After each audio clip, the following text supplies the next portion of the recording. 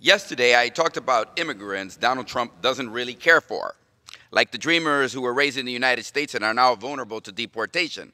Then there are the refugees from war and religious persecution. He doesn't really care for them either. Let's see. There are the people from El Salvador, Haiti, or Africa, the people from shithole countries. Trump would rather deport than protect them, and he doesn't want them coming here legally either.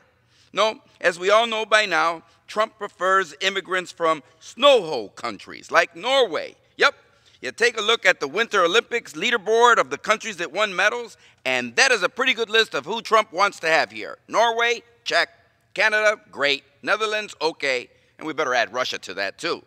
President Trump has been blocking any kind of immigrant legislation because he will only agree to protect dreamers from deportation if he can eliminate whole categories of legal immigration. Now, not just any immigration, but specifically the programs that are filled with people who want to come to the United States legally from Asia, Africa, and Latin America. He's especially opposed to diversity in our immigration system, and among the programs he insists we eliminate is the one most often used by immigrants from Africa.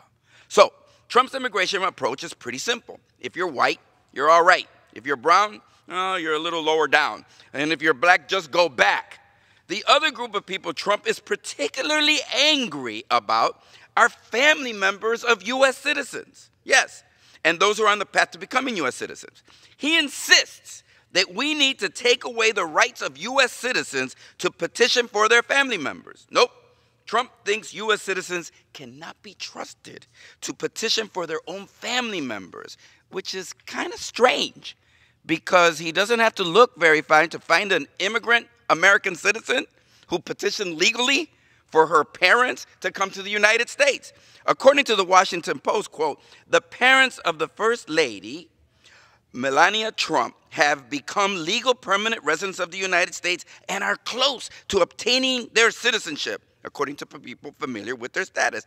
Immigration experts said they very likely relied on a family reunification process that President Trump has derided as chain migration and proposed ending in such cases, end quote. Remember, the in-laws are from Slovenia, and that country won 2 medals at the Winter Olympics, so I guess they're okay. It's okay, apparently. Now, let us remember that the First Lady of the United States is here in this country because she applied for and received a, quote, extraordinary ability visa, which is often called the Einstein visa because we give it to Nobel Prize winners. But I guess we also give the Einstein visa to musicians, artists, and runway models. The First Lady's extraordinary abilities are many, I am sure. Now, I want you to recall that one of the issues in Jared Kushner's security clearance was that he owes so much money to foreigners that some people might be able to leverage that debt into an application for another visa program just for millionaires and fat cats. Yes, in America, if you have $1 million or you look like $1 million, you can get a visa. But if you look like a parking attendant or a busboy or a field hand or the king of Wakanda, in the eyes of our president, you're just not welcome in the United States of America. Look, let me break it down from my perspective. This is not the country we aspire to be. My mother came from Puerto Rico with a 5th grade education, and Puerto Rico has never won a gold medal at the Winter Olympics. But guess what?